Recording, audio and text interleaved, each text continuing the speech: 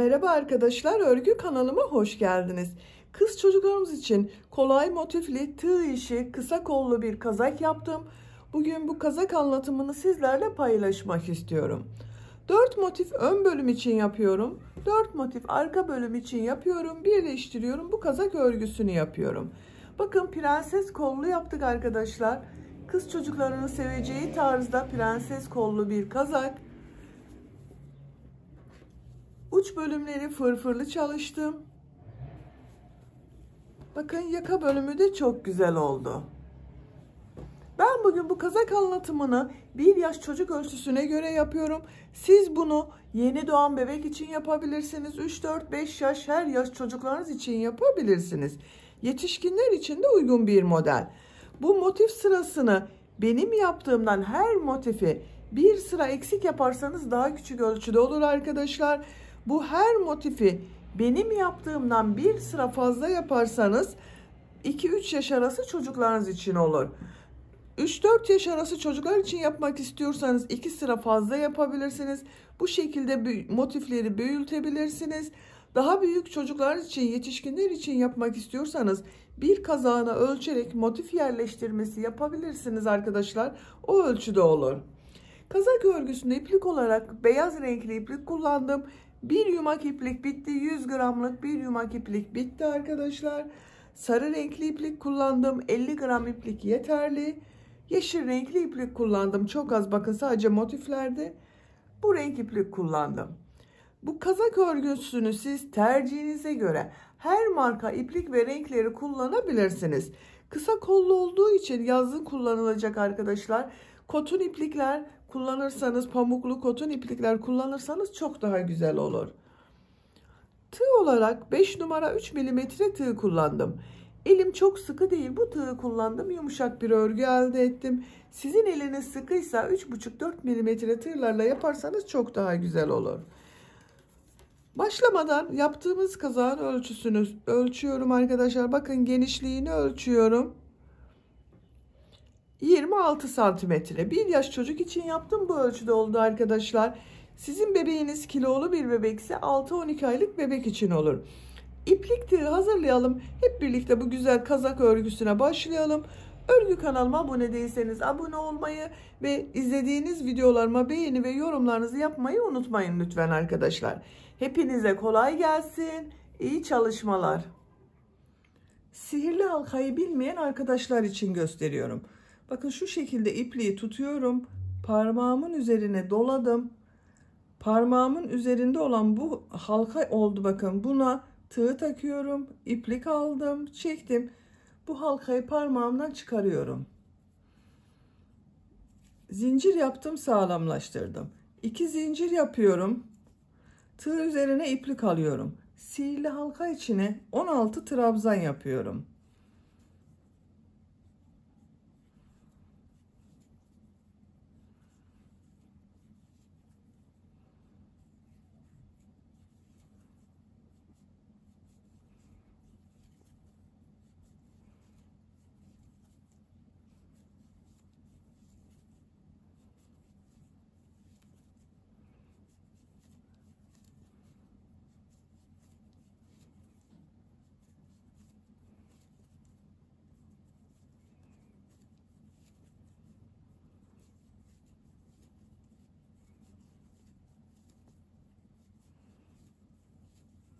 ...16 trabzan yaptım. İplik ucunu çekiyorum. Bakın şu şekilde yavaş çekiyorum. Bakın hiç boşluk oluşmadı burada. İlk ilmek ile ilmek kaydırma yaparak sırayı birleştiriyorum. İplik ucunu şu şekilde tutuyorum. İpliği kesiyorum arkadaşlar. Bakın. Orta bölümünü yaptık.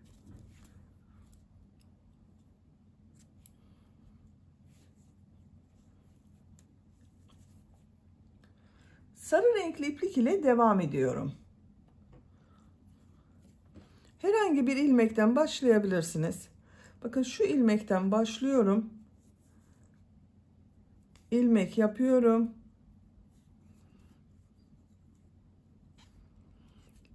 İki zincir yapıyorum. Tığ üzerine iplik alıyorum. Aynı ilmek içine bakın şu şekilde trabzan yapıyor gibi yaptım. ilmeği çekiyorum. Tığ üzerinde 2 ilmek var. Tekrar tığ üzerine iplik alıyorum. Aynı ilmeğe tığ takıyorum. İplik aldım. Tığ üzerinde 4 ilmek var. İkisini içinden çekiyorum. 3 ilmek kaldı bakın. Üçünü birlikte çekiyorum. Bir zincir yapıyorum. İkinci ilmeğe de aynı şekilde model yapıyorum. Elimi takip ederseniz daha iyi anlaşılır.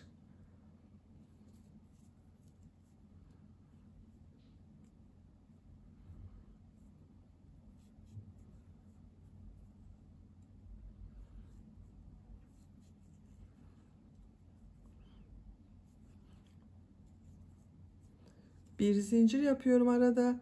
Tekrar model yapıyorum.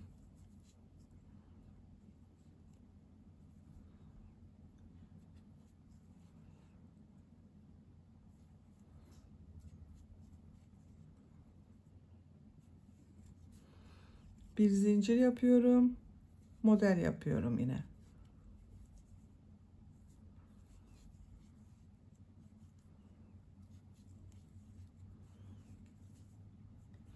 Bir zincir yapıyorum. Model yapmaya devam ediyorum. Bakın bu şekilde modeller oluyor. 16 model olacak arkadaşlar. Sıra sonuna kadar devam edelim. Sıra sonuna kadar modelleri yaptım. Bir zincir yapıyorum. İlk yaptığım model ile ilmek kaydırma yaparak birleştiriyorum. İpliği kesiyorum.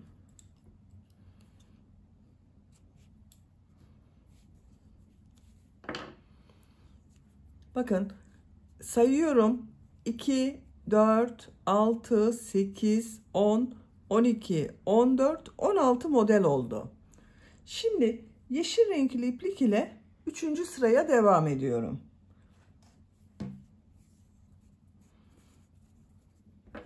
Yine herhangi bir ilmekten başlayabiliriz. Bakın bu model ortasında yaptığım boşluklar var. Bir zincir yaptım. Bundan bir ilmek yapıyorum. 2 zincir yapıyorum. Tığ üzerine iplik alıyorum. Bu modellerin aynısını yapacağız arkadaşlar. Bakın aynı modeli yapıyorum.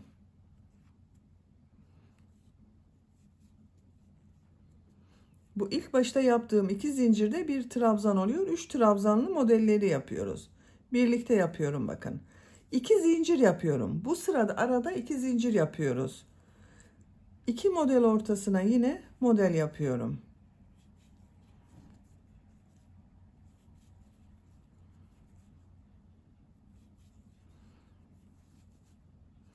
İki zincir yapıyorum. 2 model ortasına model yapıyorum.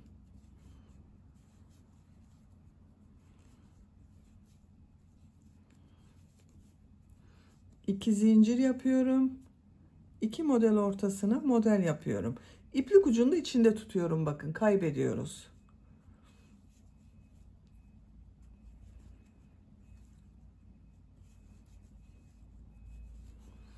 Arada 2 zincir yapıyoruz bu sırada. Sıra sonuna kadar devam edelim. Sıra sonuna kadar modelleri yaptım. 2 zincir yapıyorum. İlk yaptığım model ile bakın bu ilmek ile ilmek kaydırma yaparak birleştiriyorum. İpliği kesiyorum.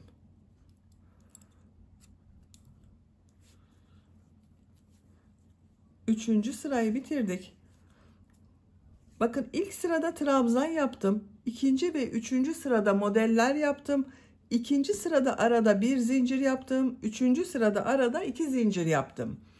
Buraya kadar bakın yuvarlak bir motif elde ettik. Dördüncü sıradayız.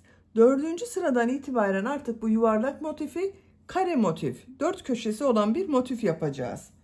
Beyaz renkli iplik ile devam ediyorum.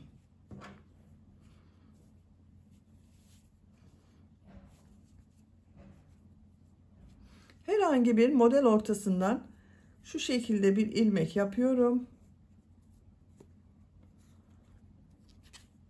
3 zincir yapıyorum. Köşeleri 4 köşe yapacağız. Köşeleri üçlü trabzan yapacağız. Arada yaptığım modelleri ikili trabzan yapıyorum. Bu ilk başta yaptığım üst zincirde bir üçlü trabzan oluyor. Bakın tığ üzerine bir defa iplik alıyorum. Aynı zincir üzerine 2 üçlü trabzan yapıyorum. 3 defa da çıkarıyorum bakın.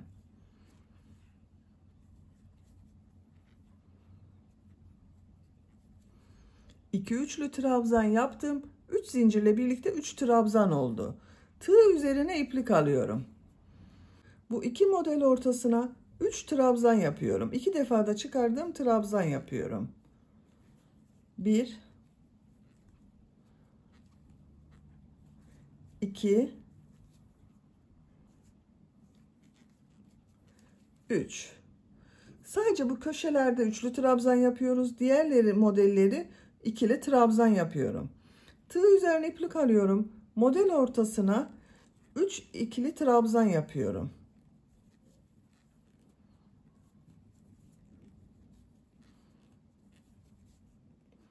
Tekrar tığ üzerine iplik alıyorum. Bakın 3. trabzan grubunu yapıyoruz.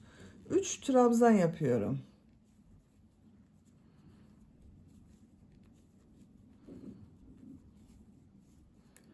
Köşeden sonra bakın 1 2 3 yere trabzan yaptım. Üçlü trabzanlar yaptım. Üçlü gruplar halinde bakın.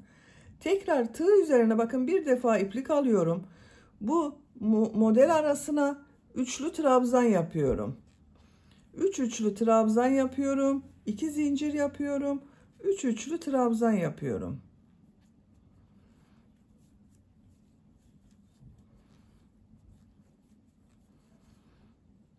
Bakın 3 üçlü trabzan yaptım. 2 zincir yapıyorum. 3 üçlü trabzan yapıyorum.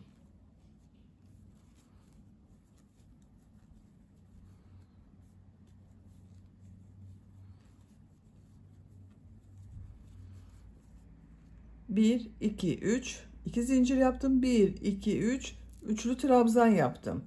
Bakın diğer köşeyi de yaptık. Bu ilk başta yaptığımız bir köşenin yarısı arkadaşlar. Sıra sonunda bunu tamamlayacağız.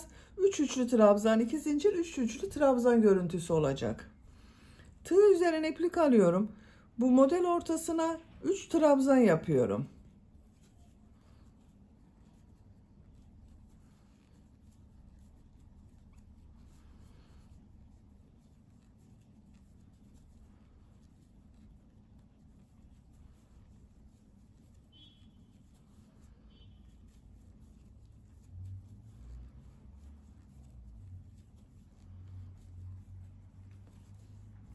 Bir, iki, üç tane bakın üçlü modelden yaptım. Tığ üzerine iplik alıyorum. Üçüncü köşeyi yapıyoruz. 3 üçlü trabzan, 2 zincir, 3 üçlü trabzan yapıyorum.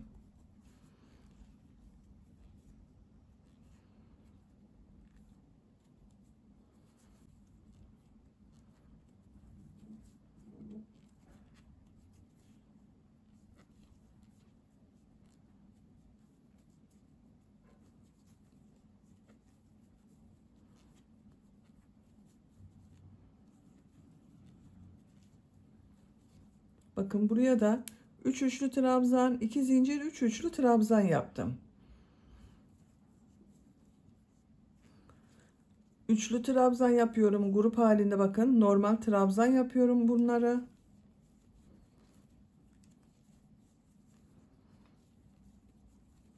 Üç yerde 3 trabzan yapıyoruz. Köşelerde 3 üçlü trabzan yapıyoruz.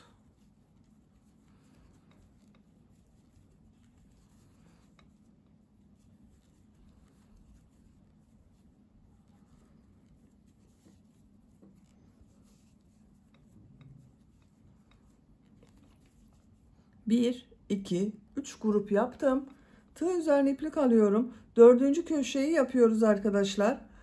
3 üçlü trabzan, 2 zincir, 3 üçlü trabzan yapıyorum.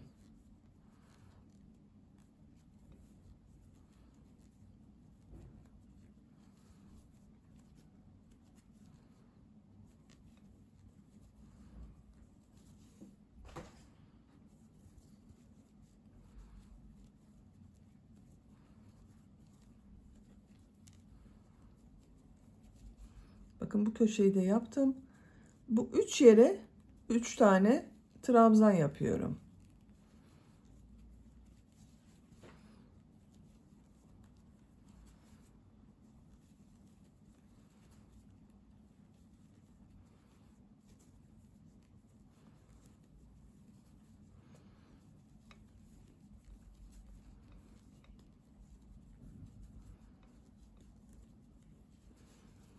Bakın bu model başladığımız köşeye geldik. İlk başta üçlü trabzan yaptım. 3 tane tığ üzerine iplik alıyorum. Buraya 3 üçlü trabzan yapıyorum.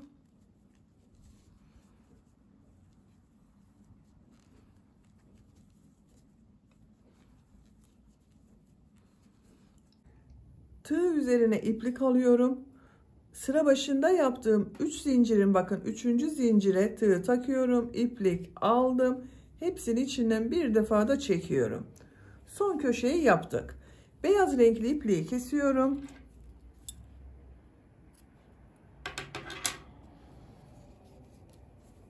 Bakın arkadaşlar, yuvarlak motifi kare motif yaptık bu sırada. 4 köşe oluştu bak. 1, 2, 3, 4. Bakın 4 köşe oluşturduk. Şimdi sarı renkli iplik ile devam ediyorum. Herhangi bir köşeden başlayabilirsiniz. Bakın bu köşeden başlıyorum. İlmek yaptım. 3 zincir yapıyorum. Bu köşeye 2 trabzan yapıyorum. Artık köşeleri de trabzan yapıyoruz. Üçlü trabzan yapmıyorum. Bakın sıra başında yaptığım 3 zincir ile birlikte 3 trabzan oldu. Burası köşe olacak arkadaşlar. Köşenin devamında sıra sonunda 3 trabzan yapacağız. Bu boşluğa 3 trabzan yapıyorum.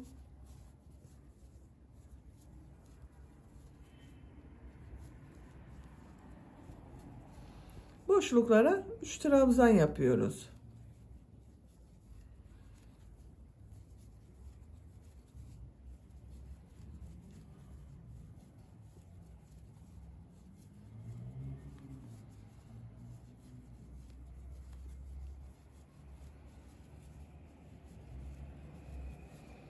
Bakın köşeye geldim. Bu köşeye 3 trabzan, 2 zincir, 3 trabzan yapıyorum.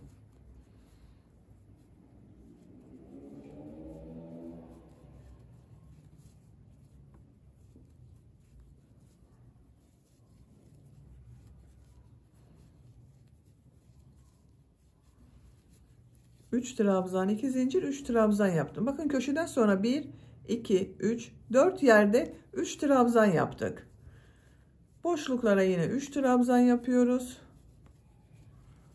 Bu şekilde devam edecek arkadaşlar. Köşelere 3 trabzan, 2 zincir, 3 trabzan yapalım. Diğer boşluklara 3 trabzan yaparak sıra sonuna kadar devam edelim.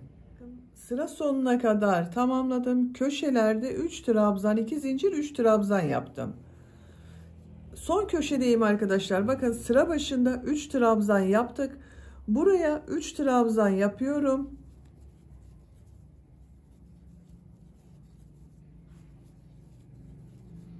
Tığ üzerine iplik alıyorum. Burada 3 zincir yaptım. 3. zincire tığ takıyorum. İlmek aldım. Hepsini içinden çekiyorum. İpliği kesiyorum.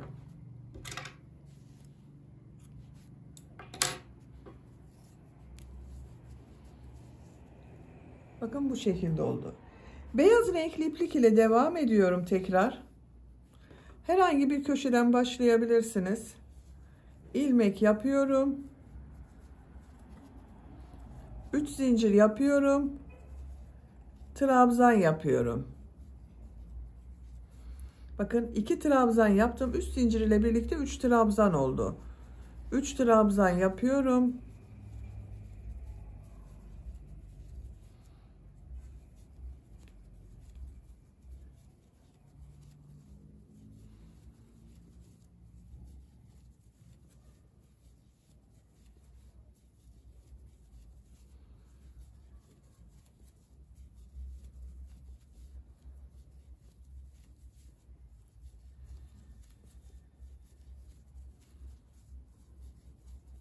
Bakın köşeye kadar tamamladım.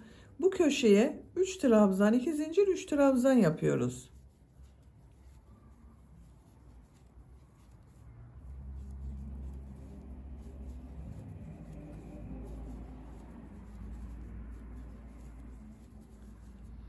Üç trabzan yapıyorum.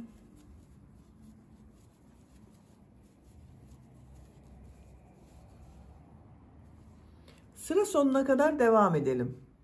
Sıra sonuna kadar tamamladım. Sıra sonunda bakın son köşeyi de 3 trabzan yapıyorum. Tığ üzerine iplik alıyorum. Zincir ilmeğine tığ taktım. Hepsini birlikte çekiyorum. İpliği kesiyorum.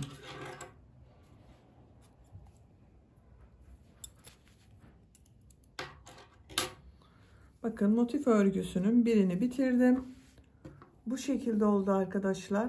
Bakın çok güzel oldu.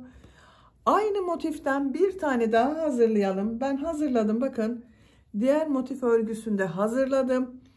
1, 2, 3 kenarını yaptım. Son kenarı yapmadım. Son kenarı bu motif ile birleştireceğiz. En son bakın buraya köşeye 3 trabzan yaptım. Bir zincir yapıyorum. Diğer motifin köşe zinciri var bakın burada. İplik alıyorum, ilmek kaydırma yapıyorum. Bir zincir yapıyorum. Buraya 3 trabzan yapıyorum.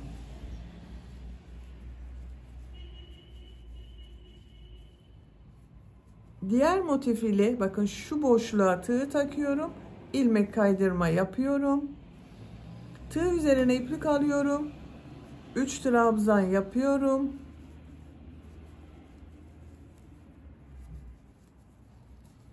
Diğer motif ile ilmek kaydırma yaparak birleştiriyorum. 3 trabzan yapıyorum.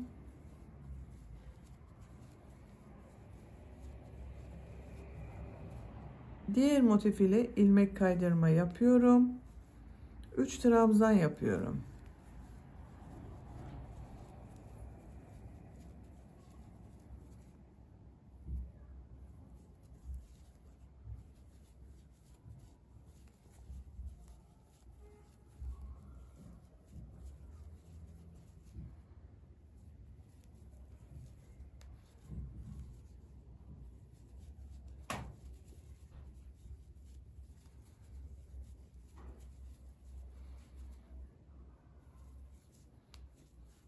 Bakın köşeye geldim. Bu köşeye 3 trabzan yapıyorum.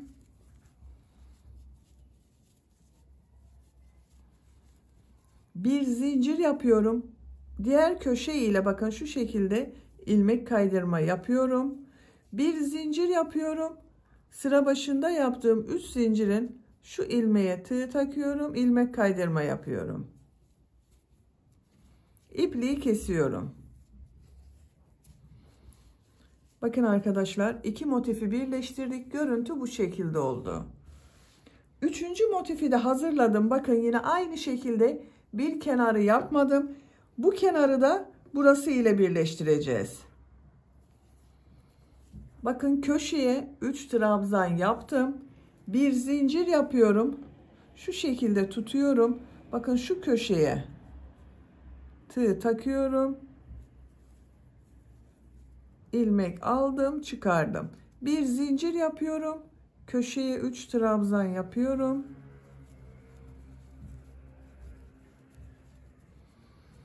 Motif ile birleştiriyorum.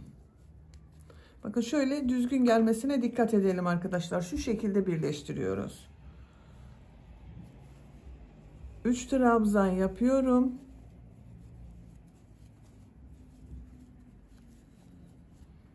Diğer motif ile ilmek kaydırma yapıyorum. 3 trabzan yapıyorum.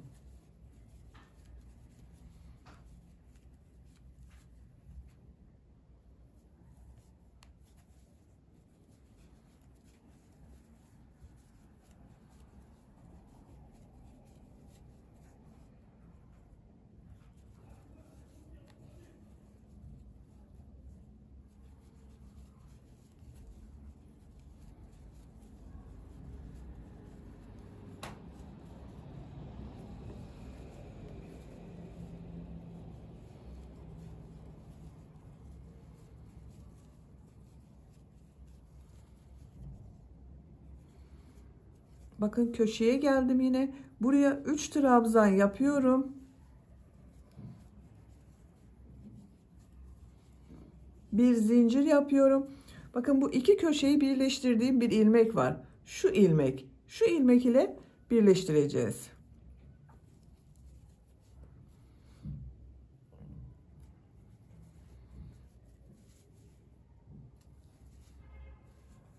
Bir zincir yapıyorum. Sıra başında yaptığım 3 zincir ilmeği ile ilmek kaydırma yaparak birleştiriyorum. İpliği kesiyorum. Bakın 3 köşeyi burada birleştirdik. Dördüncü motifi de hazırladım. Bakın bu şekilde dördüncü motifin iki kenarını boş bıraktım. Bakın bunu da şu şekilde birleştireceğiz arkadaşlar. Bir kenarı burası ile birleşiyor. Bir kenarı bu motif ile birleşiyor. Köşeye yine 3 trabzan yaptım. Bir zincir yapıyorum. Bakın şu şekilde yerleştiriyorum. Bu köşe ile birleştiriyorum.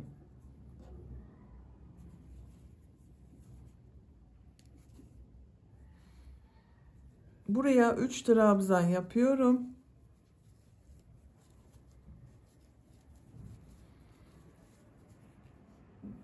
Motif ile ilmek kaydırma yapıyorum. 3 trabzan yapıyorum.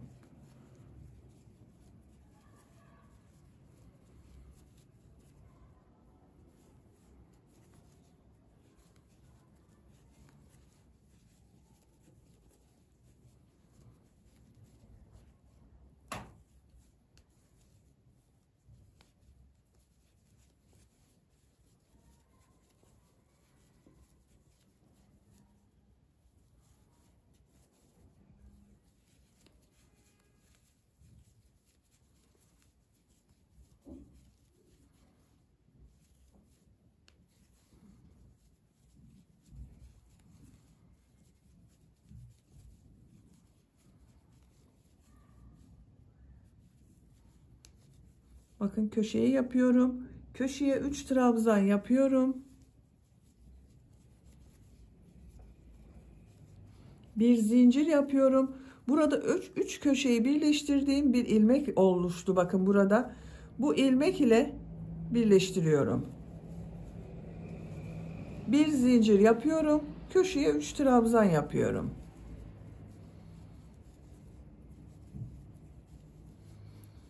Bakın diğer motif ile bakın şu şekilde yerleştirerek bakarsanız daha iyi anlaşılır.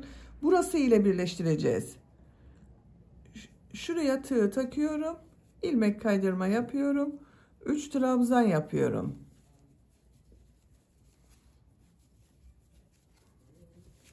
Bakın 4 köşeyi birleştirdik arkadaşlar. Sıra sonuna kadar devam edelim. Köşeye kadar birleştirmeyi tamamladım.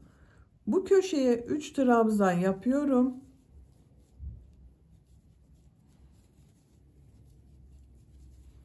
Bir zincir yapıyorum. Diğer köşe ile birleştiriyorum. İlmek kaydırma yapıyorum. Bir zincir yapıyorum.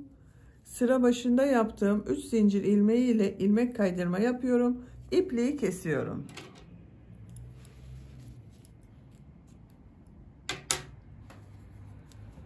Bakın arkadaşlar 4 motifi birleştirdik. Bu şekilde oldu. Bakın çok güzel oldu.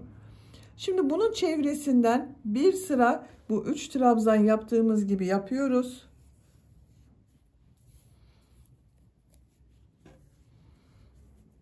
Beyaz renkli iplik ile devam ediyorum. Bakın bu köşeden başlıyorum.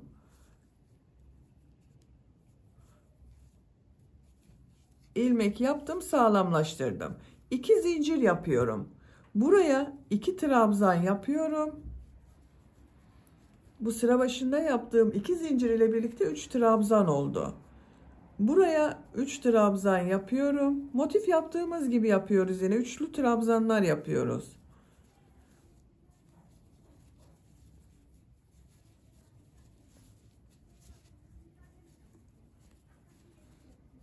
Bütün boşluklara 3 trabzan yapıyorum.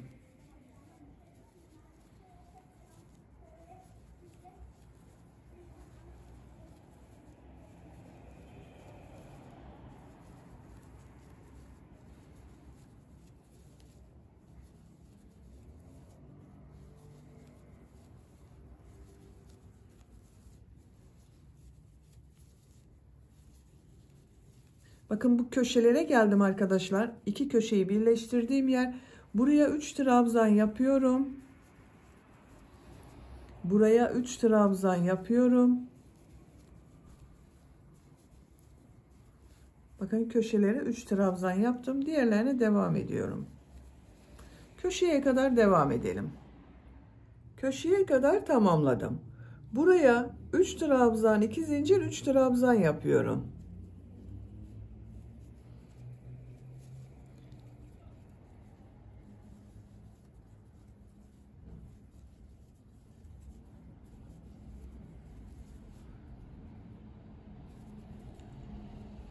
Üç trabzan yapıyorum. 3 trabzan yapıyorum.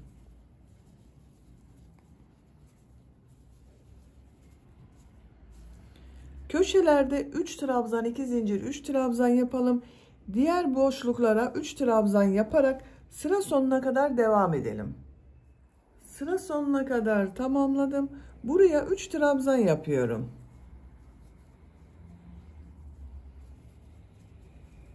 Tığ üzerine iplik alıyorum. Üçüncü zincir ile bakın şu şekilde iplik aldım. Hepsini bir defada çekiyorum. Bakın arkadaşlar 4 motifi birleştirdik. Çevresinden yaptığım büyük bir motif elde ettim. Santimetre olarak ölçüyorum genişliğini. 22 santimetre genişlik var. Benim yapacağım ölçü için bunu yeterli görüyorum. Siz biraz büyük olsun istiyorsanız çevresinden bir sıra daha şimdiki yaptığımız sıra gibi yapabilirsiniz. O zaman daha büyük ölçüde olur. 3 zincir yapıyorum. Örgüyü çeviriyorum. Bakın buraya 2 trabzan yapıyorum. İlk önce arka bölümü yapıyoruz. Buraya 3 trabzan yapıyorum. Bakın sıra başında yaptığım zincirle birlikte 3 trabzan oldu. 3 trabzan yapıyorum.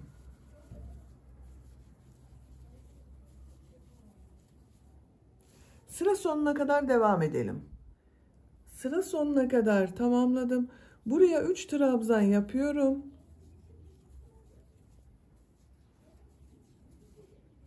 3 zincir yapıyorum. Örgüyü çeviriyorum. Bakın bu 3 ilmeği atlıyorum. Buraya 3 trabzan yapıyorum.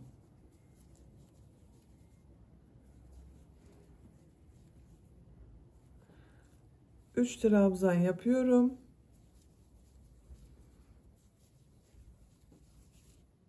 Sıra sonuna kadar devam edelim. Sıra sonuna kadar tamamladım. Sıra sonunda trabzan yapacağız. Bakın bir alt sırada 3 zincir yaparak dönüş yaptım. 3. zincire tığ takıyorum. Trabzan yapıyorum. Bakın sıra başında 3 zincir yaparak bir boşluk oluşturdum. Sıra sonunda da boşluk oluştu arkadaşlar.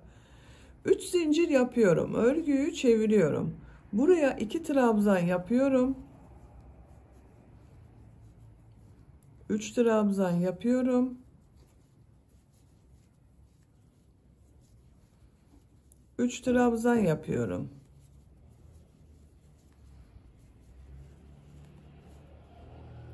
Sıra sonuna kadar devam edelim. 3 zincir yapıp geriye dönelim. Bu şekilde birkaç sıra devam edelim arkadaşlar. Arka bölüm örgüsünü bakın ben yaptım. Bu birleştirme yaptığım sıradan sonra 2, 4, 6 sıra yaptım. Sarı renkli yaptığım sıradan sonra sayıyorum. 2, 4, 6, 8 sıra oldu arkadaşlar. Bitirmedim. Bir sıra daha devam edeceğiz. İlk önce ön bölümü yapalım. Bakın ön bölüm örgüsünü ben hazırladım. Arka bölüm yaptığım gibi 4 motif yaptım. Birleştirdim. Çevresinden bir sıra model yaptım. Şimdi ön bölümde ön yakayı yapalım. Bakın en son burada bitirdim. 3 zincir yapıyorum. Buraya 2 trabzan yapıyorum. Bu 3 zincir ile birlikte 3 trabzan oldu. 3 trabzan yapıyorum.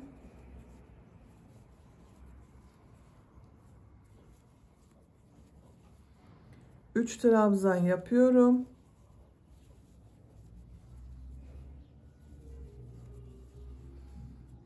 Üç trabzan yapıyorum.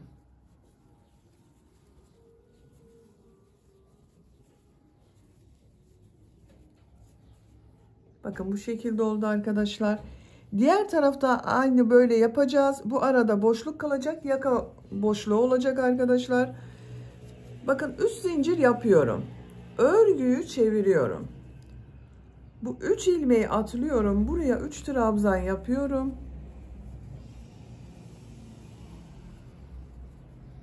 3 trabzan yapıyorum.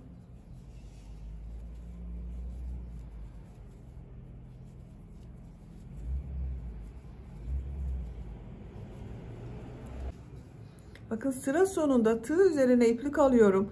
Burada yaptığım 3 zincirin 3. zincire tığ takıyorum, trabzan yapıyorum.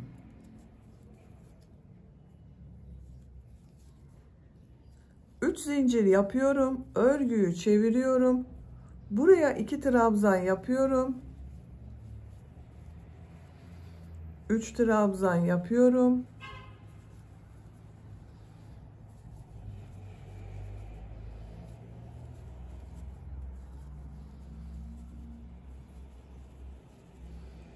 Üç trabzan yapıyorum.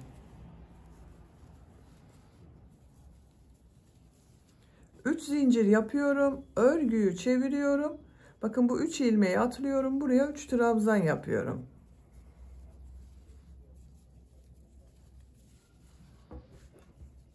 Bakın arkadaşlar bu şekilde oluyor.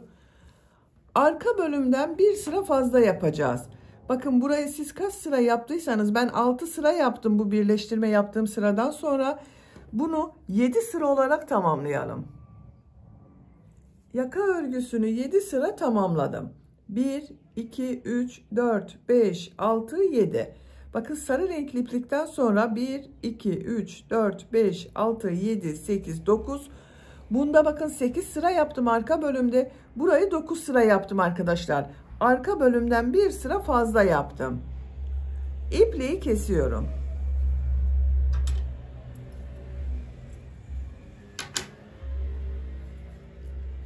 Şimdi yakanın diğer tarafını yapalım. Bakın bunu nereden başladığıma bakıyorum. 1, 2, 3 yerde 3 trabzan yaptım. Sonunda da 3 trabzan yaptım. Sayıyorum bakın. 1, 2, 3, 4. Şuradan ipliği bağlıyorum.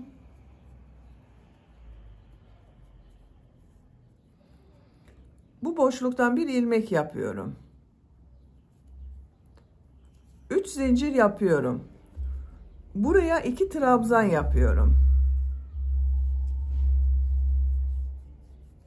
3 zincir yapıyorum.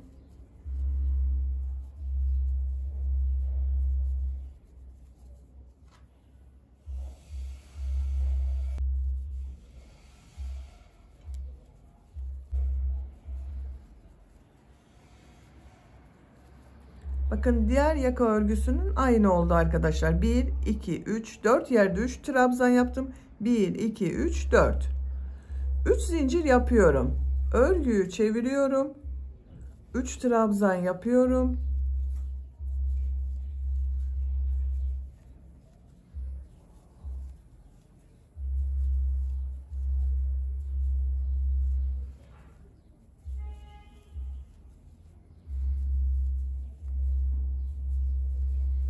Bakın sıra sonunda tığ üzerine iplik arıyorum. Burada yaptığım 3 zincirin 3. zincir üzerine bir trabzan yapıyorum.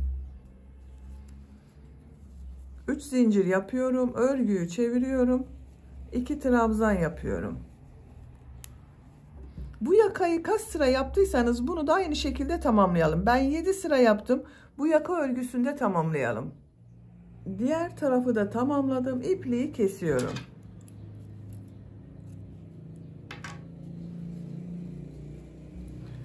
Bakın arkadaşlar bu yakayı 1, 2, 3, 4, 5, 6, 7 sıra yaptım. 1, 2, 3, 4, 5, 6, 7 sıra yaptım. Şimdi arka bölümünü birleştireceğiz. Arka bölümü bakın bir sıra eksik yaptım. Bu birleştirme yaptığım sıradan sonra 2, 4, 6 sıra yaptım. 7. sırayı yapacağız. En son bakın buradayım. 2 zincir yapıyorum. Şu şekilde birleştireceğiz arkadaşlar. Bakın düz tarafları dış tarafa bakacak. Burası ön bölümün düz tarafı, bakın ters taraflar iç içe bakıyor. Şu şekilde yerleştiriyorum bakın. 2 zincir yaptım. Ön bölümün şu ilmek ile, bakın burada 3 zincir yaptım. 3 zincir ilmeği ile ilmek kaydırma yaparak birleştiriyorum. Tığ üzerine iplik alıyorum. Arka bölümün buraya bakın 2 trabzan yapıyorum. Ön bölümde burası ile ilmek kaydırma yapıyorum, birleştiriyorum. Arka bölüm için bakın buraya 3 trabzan yapıyorum.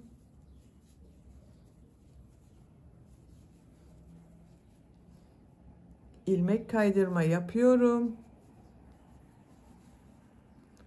3 trabzan yapıyorum.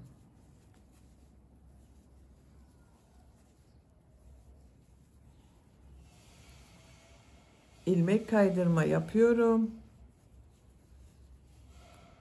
3 trabzan yapıyorum.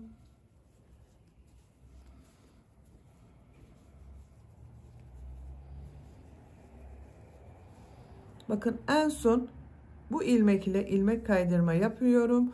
Ön ve arka bölümü bakın burada birleştirdim arkadaşlar. Birleştirme yaptığım yerin görüntüsü bu şekilde. Diğer ön bölümü de birleştireceğiz. Tığ üzerine iplik alıyorum. Bakın zincir yapmıyorum. Buraya 3 trabzan yapıyorum.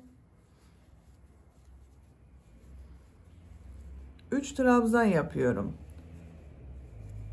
Bakın modelleri yaparak devam ediyoruz. Burada kaç modeli birleştirdiysek diğer tarafta da aynı şekilde birleştireceğiz arkadaşlar. 1, 2, 3, 4 model yapacağız bakın. Burada da 1, 2, 3, 4 model kalasıya kadar modelleri yapmaya devam edelim. Sıra sonunda bakın 1, 2, 3, 4 model boşluğu kalasıya kadar arka bölümde modelleri yaptım. Şimdi diğer ön bölüm ile bakın ön yaka ile birleştireceğiz. Şu şekilde şu ilmeğe tığ takıyorum, iplik aldım, ilmek kaydırma yapıyorum, birleştiriyorum. Tığ üzerine iplik alıyorum. Arka bölüm için buraya 3 trabzan yapıyorum.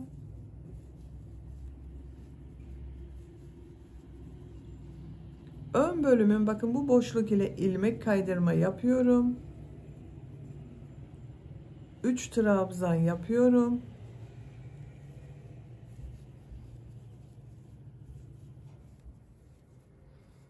İlmek kaydırma yapıyorum. 3 trabzan yapıyorum.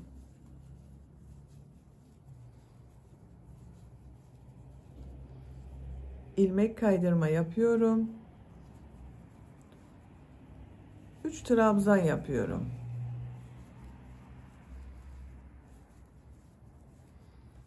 Bakın bu son ilmek ile ilmek kaydırma yapıyorum. Bitiriyorum. Birleştirme yaptığım yerin görüntüsü bu şekilde oldu. İpliği kesiyorum.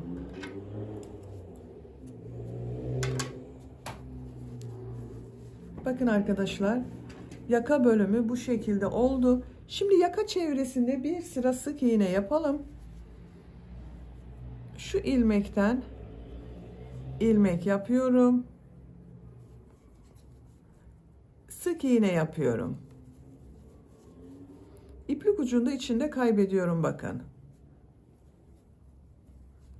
Trabzan sıralarına 2 sık iğne yapıyorum arkadaşlar. O zaman düzgün denk geliyor. Sıra sonuna kadar devam edelim. Sıra sonuna kadar tamamladım. İlk ilmek ile ilmek kaydırma yaparak birleştiriyorum. İpliği kesiyorum. Bakın yaka çevresinde bir sıra sık iğne yaptım. Burası düzgün bir görüntü oldu arkadaşlar. Örgünün arka bölümünden başlıyorum. Bakın buradan başlıyorum. Bir ilmek yapıyorum.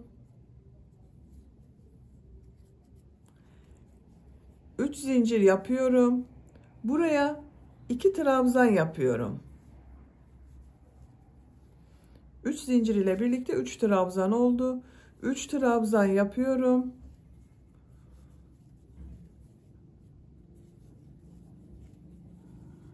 Üç trabzan yapıyorum.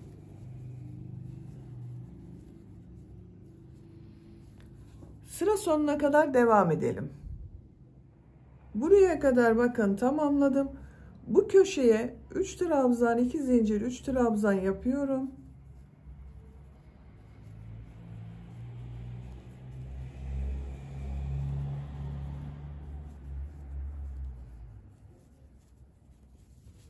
Üç trabzan, 2 zincir, 3 trabzan yaptım.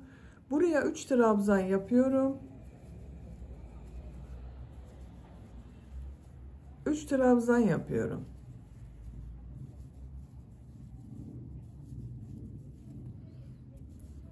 Köşelerde 3 trabzan, 2 zincir, 3 trabzan yapıyoruz. Diğer boşluklarda 3 trabzan yapıyoruz. Bu başladığımız yere kadar devam edelim. Sıra sonuna kadar tamamladım. Bakın sıra sonunda yine 3 trabzan yaptım. Tığ üzerine iplik alıyorum. Şu şekilde ilmek kaydırma yapıyorum, birleştiriyorum. İpliği kesmiyorum arkadaşlar. Yan bölümleri birleştireceğiz. Bakın ben kol bölümlerine işaret yaptım bu şekilde. Bakın şu şekilde işaret yaptım. Kolları nereden işaret yaptığıma bakıyorum. Bakın omuz bölümünde birleştirme yaptım.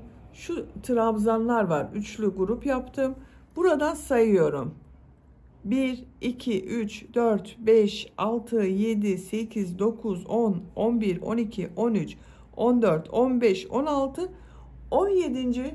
sıraya bakın işaret yaptım. Arka bölümde de aynı bakın. 2, 4, 6, 8, 10, 12, 14, 16, 17. sıra. 2, 4, 6, 8, 10, 12, 14, 16, 17. sıra.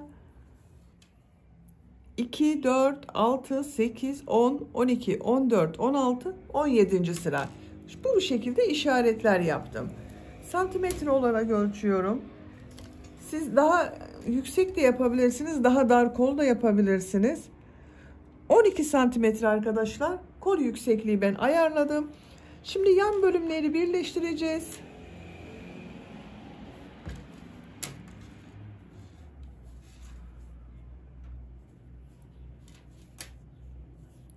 Bakın buraya 3 zincir yapıyorum. 2 trabzan yapıyorum. Bu işaret yaptığım sıraya kadar üçlü trabzanları yapıyoruz yine bakın.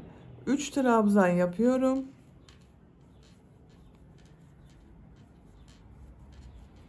Üç trabzan yapıyorum.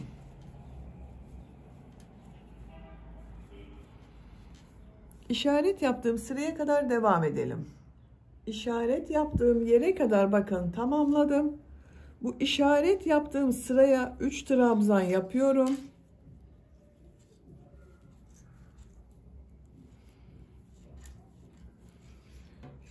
Bakın şu şekilde tutuyorum arkadaşlar.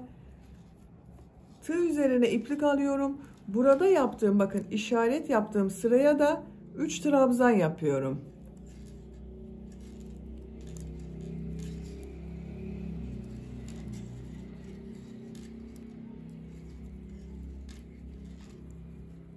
Bakın birleştirdik arkadaşlar bu ilk sırayı.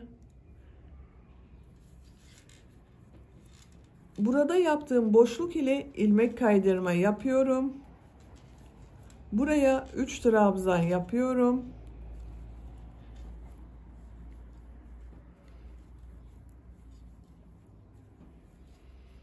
İlmek kaydırma yapıyorum. 3 trabzan yapıyorum.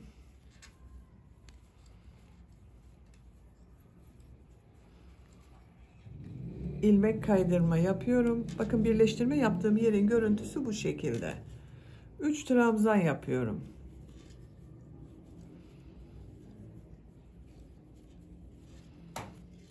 İlmek kaydırma yapıyorum. Sıra sonuna kadar devam edelim. Sıra sonuna kadar tamamladım. Sıra sonunda bakın bu köşeye 3 trabzan yapıyorum.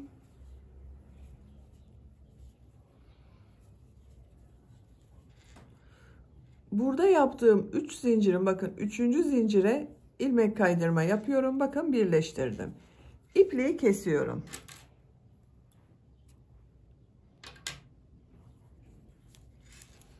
Bakın arkadaşlar, yan tarafı birleştirdim. Görüntüsü bu şekilde oldu.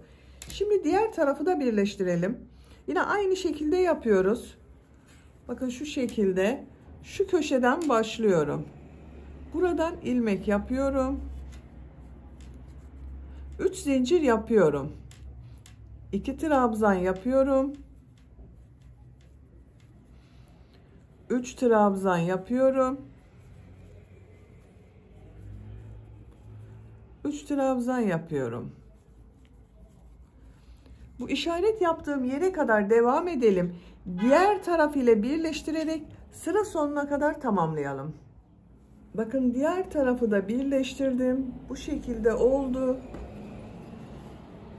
Yan tarafların görüntüsü bu şekilde arkadaşlar.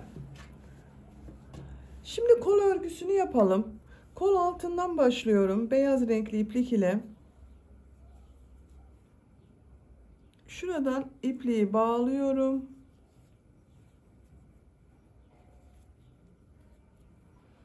Bir ilmek yapıyorum.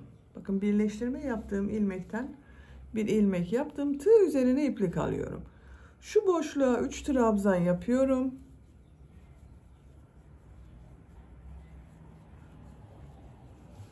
Bakın burada 3 trabzan yaptım. Bir ilmek atlıyorum. Ortada bulunan ilmek üzerine 3 trabzan yapıyorum.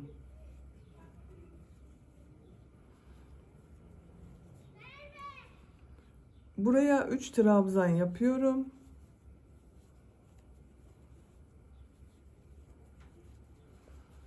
Bakın bu ortadaki ilmek üzerine 3 trabzan yapıyorum.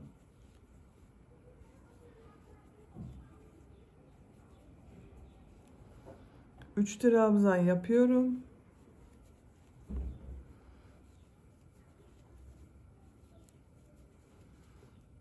Üç trabzan yapıyorum.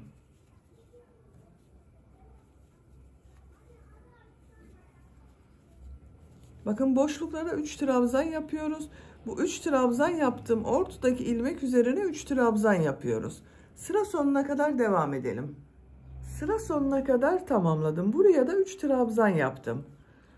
Bu ilmek başladığım, bakın bu ilmek ile ilmek kaydırma yaparak birleştiriyorum. Kol örgüsü bu şekilde oldu bakın. 3 zincir yapıyorum. Örgüyü çeviriyorum. Örgüyü çevirerek yapıyoruz. Buraya 2 trabzan yapıyorum. 3 zincir ile birlikte 3 trabzan oldu. Bu boşluğa bakın, 3 trabzan arasındaki boşluğa 3 trabzan yapıyorum. Artık sadece boşluklara yapıyoruz bu sırada. Bakın bu 3 ilmeği atlıyorum. Bu 3 trabzan arasındaki boşluğa 3 trabzan yapıyorum.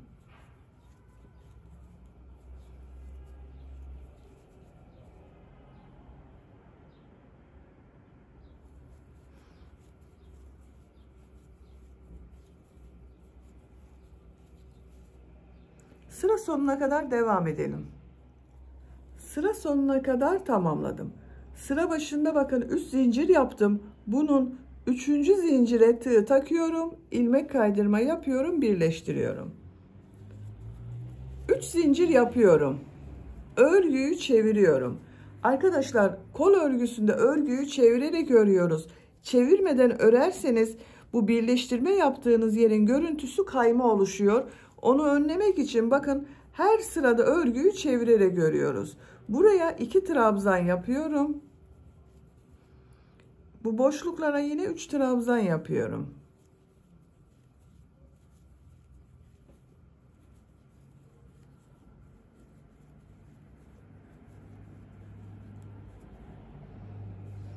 Sıra sonuna kadar devam edelim. İlmek kaydırma yapalım, birleştirelim. Örgüyü çevirelim. Örgünün ters tarafından yine modelleri yapmaya devam edelim. Kol örgüsünü bu şekilde sırayı tekrarlayarak devam edelim. Kol örgüsünü 10 sıra yaptım.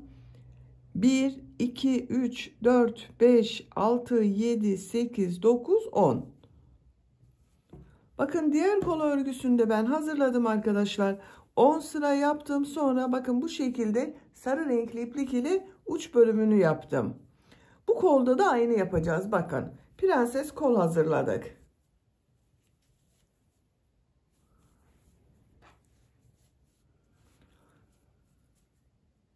En son ilmek kaydırma yaparak bakın sırayı birleştirdim.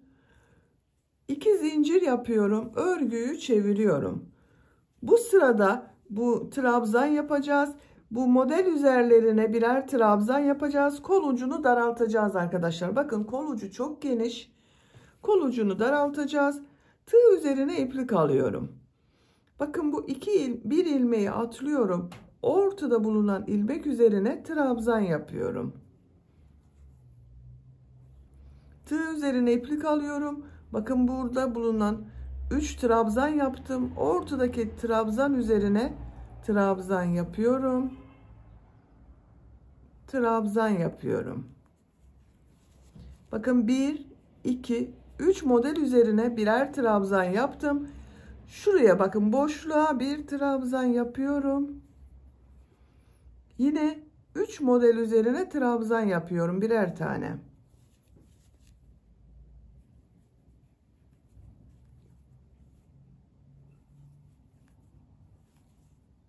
Bakın 1, 2, 3 model üzerine trabzan yaptım. Boşluğa bir trabzan yapıyorum. 3 model üzerine trabzan yapıyorum.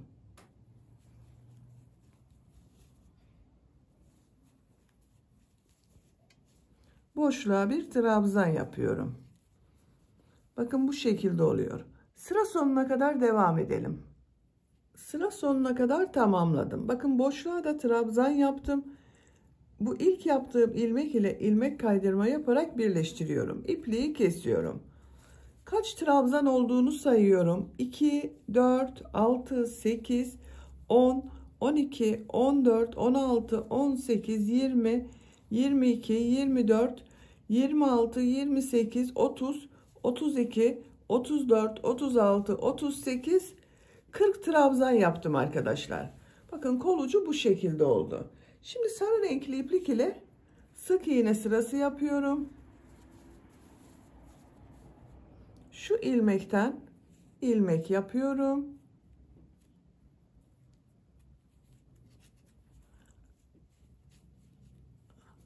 Aynı ilmek içine sık iğne yapıyorum. Her ilmek üzerine bir sık iğne yapıyorum.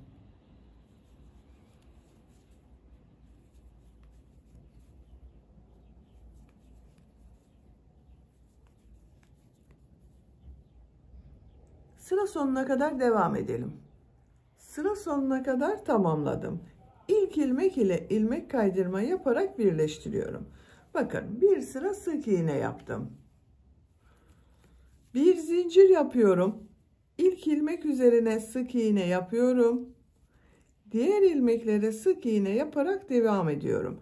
Her ilmek üzerine bir sık iğne yapıyorum.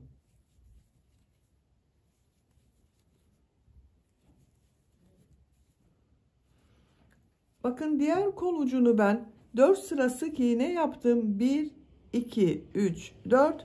Bu kol ucunda 4 sıra sık iğne yapacağız arkadaşlar.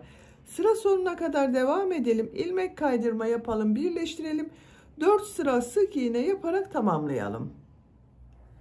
Kol ucunda sık iğneyi 4 sıra yaptım. 1, 2, 3, 4. Bu yükseklik benim için yeterli. Siz tercihinize göre bunu 5-6 sıra yapabilirsiniz. Bakın kol örgüsü çok güzel oldu arkadaşlar. Prenses kol yaptık bugün. Çok güzel oldu.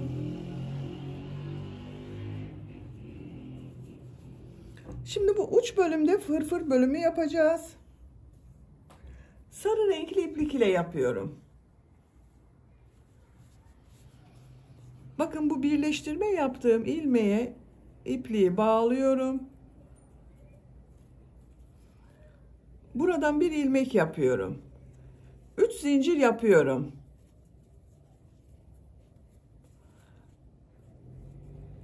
Aynı ilmek içine 2 trabzan yapıyorum.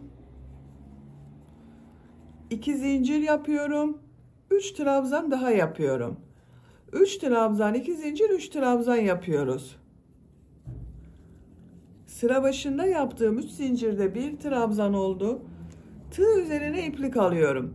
Bakın bu 3 trabzan yaptığımız boşluklara 3 trabzan, 2 zincir, 3 trabzan yapıyorum.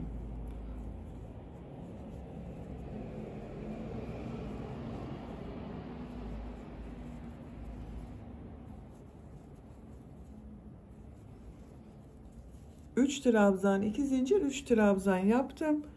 Bakın diğer 3 trabzan arasına boşluğa 3 trabzan, 2 zincir, 3 trabzan yapıyorum.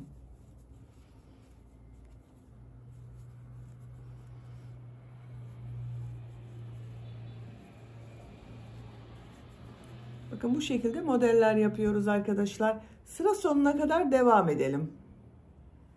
Sıra sonuna kadar tamamladım. Buraya da 3 trabzan, 2 zincir, 3 trabzan yaptım. Sıra başında yaptığım 3. zincir ile ilmek kaydırma yaparak birleştiriyorum. Bakın arkadaşlar bu şekilde dalgalı bir görüntü elde ettik. 3 zincir yapıyorum. Her ilmek üzerine bir trabzan yapıyorum. Bakın bu 2 zincir yaptığım boşluklara 2 trabzan yapıyorum.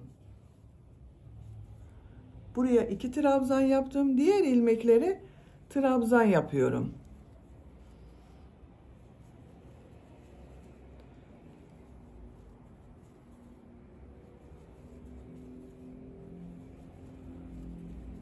İki zincir üzerine 2 trabzan yapıyorum.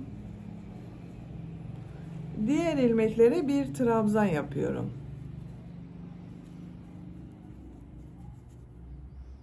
Sıra sonuna kadar devam edelim. Sıra sonuna kadar tamamladım. İlk ilmek ile ilmek kaydırma yaparak birleştiriyorum. Birleştirme yaptığım yerin görüntüsü bu şekilde oldu. İpliği kesiyorum. Burada bitirdim arkadaşlar. Bakın çok güzel oldu fırfır bölümü.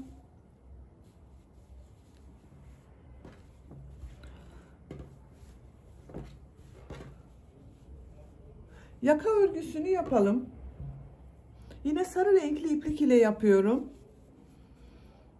Bakın bu ilmekten, omuzda yaptığım ilmekten bir ilmek yapıyorum. Zincir yaptım, sağlamlaştırdım. Tığ üzerine iplik alıyorum. Bir ilmek atlıyorum. İkinci ilmeğe 5 trabzan yapıyorum.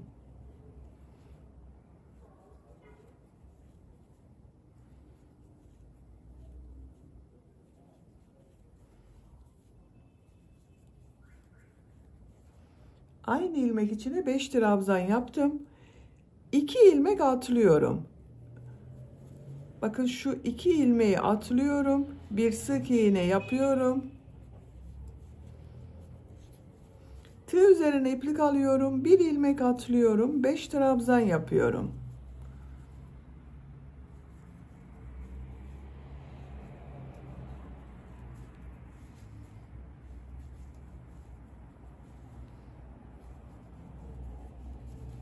Bakın aynı ilmek içine 5 trabzan yaptım.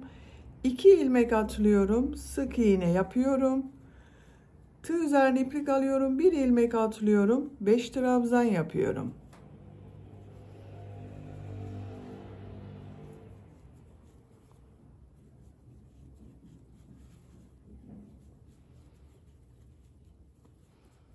Beş trabzan yaptım. Bakın burada 2 ilmek atlıyorum. Köşeye sık iğne yapıyorum. Model yaptık arkadaşlar. Bakın bu şekilde. Bir ilmek atlıyorum. 5 trabzan yapıyorum.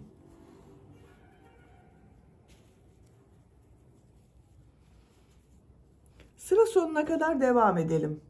Sıra sonuna kadar yaptım. İlk ilmek ile ilmek kaydırma yaparak sırayı birleştiriyorum. İpliği kesiyorum.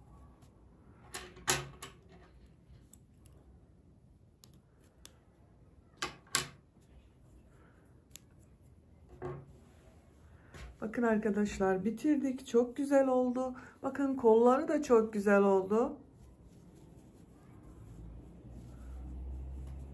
Yaka bölümü çok güzel oldu.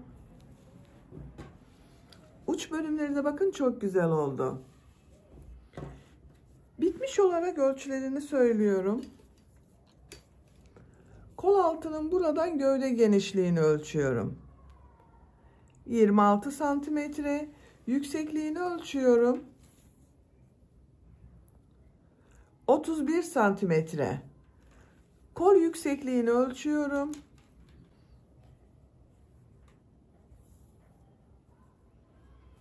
Bakın 17 santimetre. 1 yaş çocuk için yaptım arkadaşlar. Bakın çok güzel ölçüde oldu.